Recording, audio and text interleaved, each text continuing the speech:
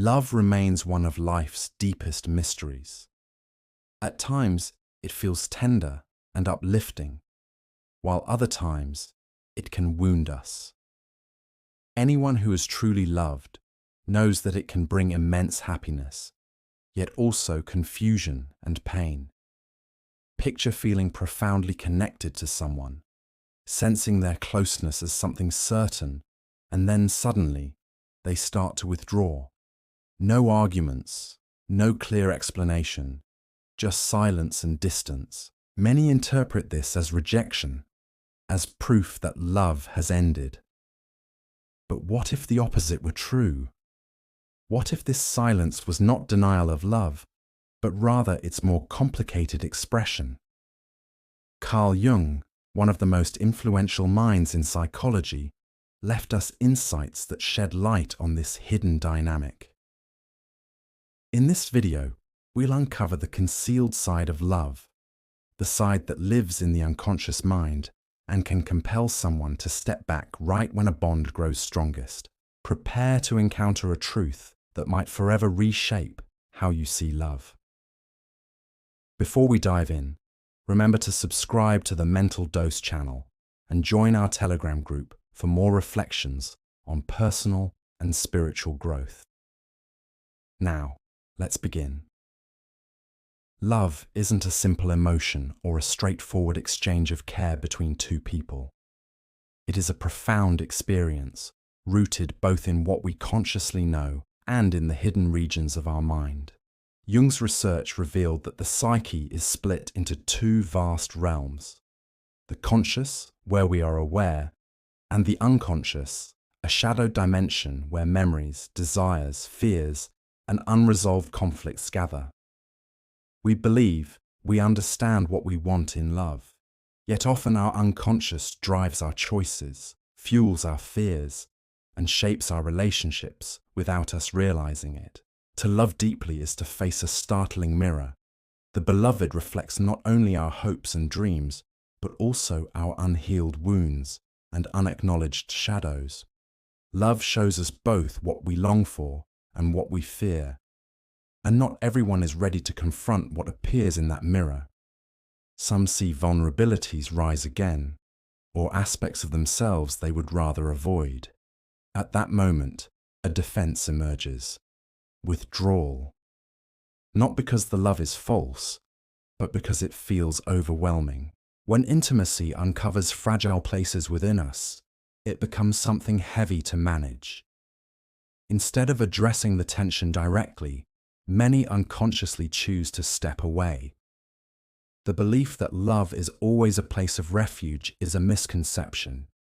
Yes, love can be comforting, but it can also disrupt certainty, stir old wounds, and bring forgotten traumas to the surface. Every authentic bond awakens the unconscious, and with it, hidden defense strategies. Being truly loved means being seen without pretense, without masks. That level of exposure is not easy to bear. For someone who has endured abandonment, the unconscious might whisper, "Don't trust." For those hurt in past relationships, love may feel threatening. For those who live in control, love's unpredictability may feel unbearable. Jung taught that what we refuse to face in ourselves doesn't disappear. It resurfaces in our relationships. So, when someone feels love makes them too exposed, their unconscious may react with distancing. Consciously, they may not want this separation. They may even hurt from it, but the unconscious is often stronger than the will to stay. From the outside, this behavior seems contradictory. Why would someone who loves pull away? The answer lies in how the psyche struggles with inner conflict. Love, being such a powerful force, can destabilize. Emotional closeness is often desired, yet simultaneously feared. It awakens old pain, dependence, and the terror of losing control. This is why people act in contradictions, showing love, then withdrawing, seeking closeness, then avoiding it. The deeper the connection, the greater the fear, and so distance becomes a way of regaining control. This withdrawal is rarely deliberate. It's a protective reflex born in the unconscious. If the one you love begins ignoring you, your instinct may be to blame yourself. But in truth, it often has nothing to do with you. It has everything to do with their inner struggle.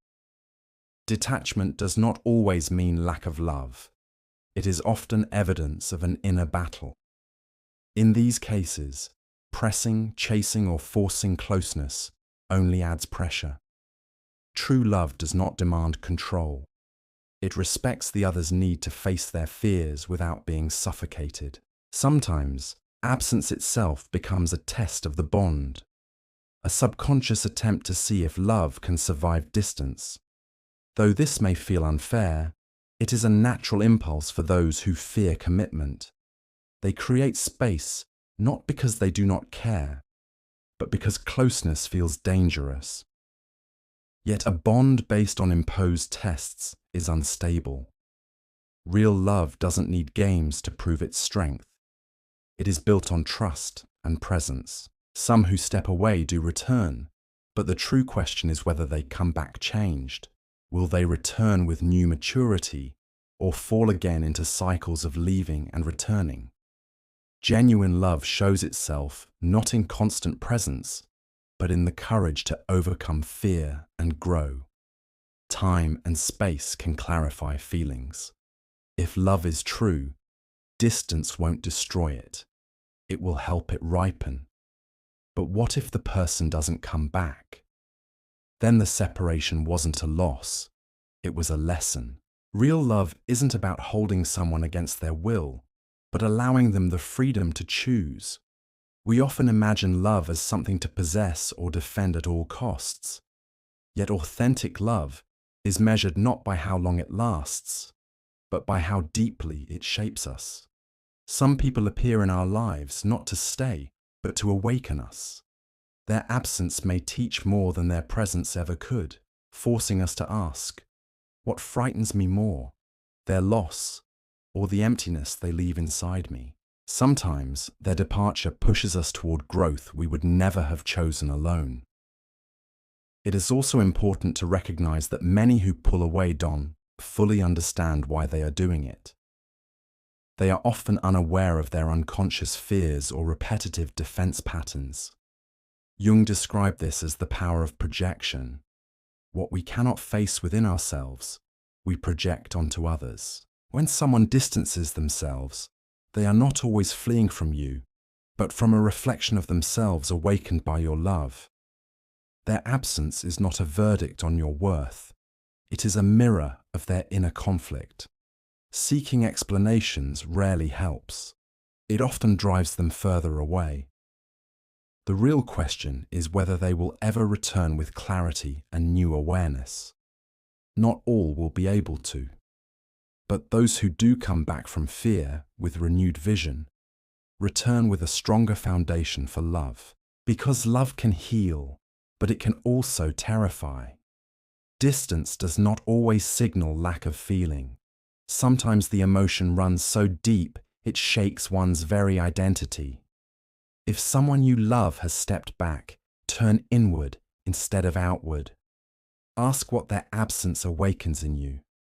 For, as Jung said, the most important love is the one that teaches us to know ourselves. True love doesn't need to be grasped. It always finds its way back. And now, I ask you, have you ever felt love slip away just when it seemed most intense? Share your story in the comments. Remember, authentic love is not a chain. It is a path of growth. Sometimes it draws near, other times it retreats. Often, those who ignore us are not running from us, but from the depths our love awakens in them. And if it is real, love always finds its way home.